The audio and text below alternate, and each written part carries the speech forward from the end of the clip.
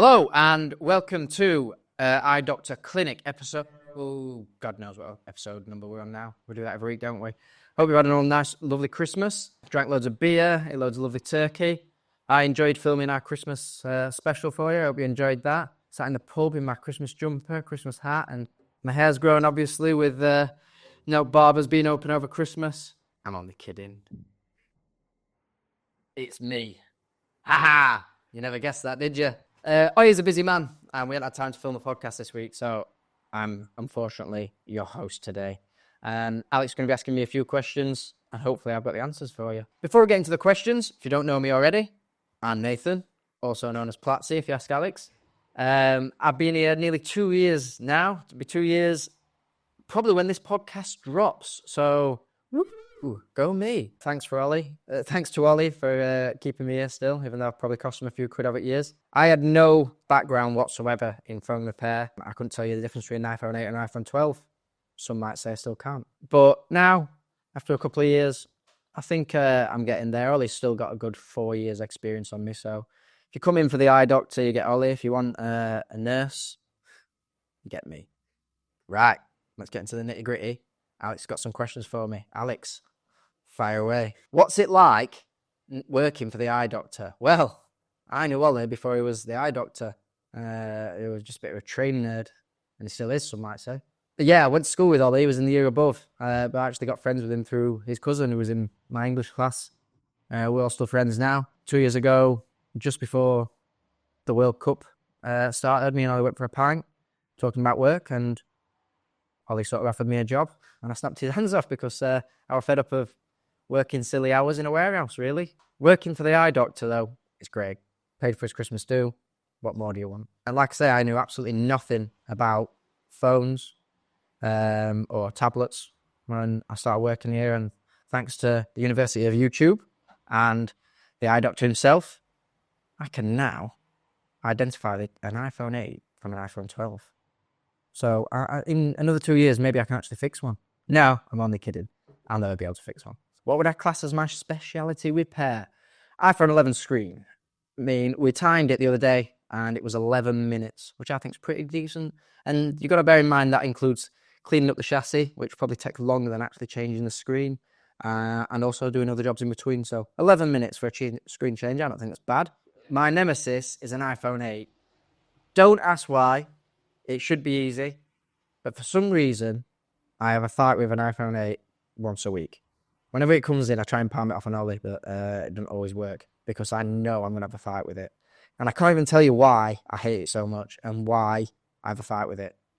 It just seems to happen. I'm sure you guys are out there and you've got something, whether it's in your everyday life or something at work, where for some reason, something goes tits up, goes wrong, just can't do it. Even something simple like putting the screen back into the chassis, I have a fight with every single time.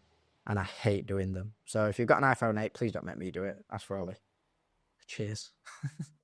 How do I feel about doing the content side of things? Well, it's Ollie's bread and butter and it's his baby. He loves it. So I try and leave him to it. And Alex never lets me on anything anyway. It's only through desperation that I'm here today. Because Alex has sat twiddling his thumbs and there's only so much Twitter and TikTok he can scroll through. I think his battery's running down, so he must be desperate to get me on here. But yeah, I'm happy to do skits. We've done the homeless one, which I'm afraid we're not going to be able to do for a bit because I've had my hair cut.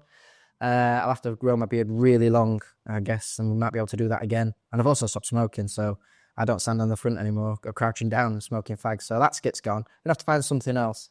Alex is often trying to get me in a dress, which is worrying because he mentions at least once a day he wants to see me in a dress. Maybe next Christmas I'll dress up for Alex, Mrs. Claus or something like that. I said I was going to do it this Christmas, but unfortunately I've moved and I've lost my Mrs. Claus outfit. So hopefully I'll find it for next Christmas. And just for Alex, maybe for you guys, we'll have a Christmas podcast together where I'm Mrs. Claus and Ollie can be Santa Claus. And Alex will be our little elf, I suppose. How have I grown with the company and how things have changed over the last 2 years? So the first year, we were in our old location. So if you ever visited our old store, hidden away on Valley Road, up the icy, cold, freezing metal steps, we were a lot busier, I'd say, with postal orders. So with postal orders, you do get a bit more time. So you don't get customers hassling you in person. So you can not fob them off a little bit, but Worst comes to worst, you just don't answer the phone, I suppose. But on the phone, it's much easier to say, oh, that it's going to be another day, blah, blah. But if someone's going in person, you said, I'll get that done for you today, and something goes wrong, then you're under a bit more pressure to get that done, aren't you?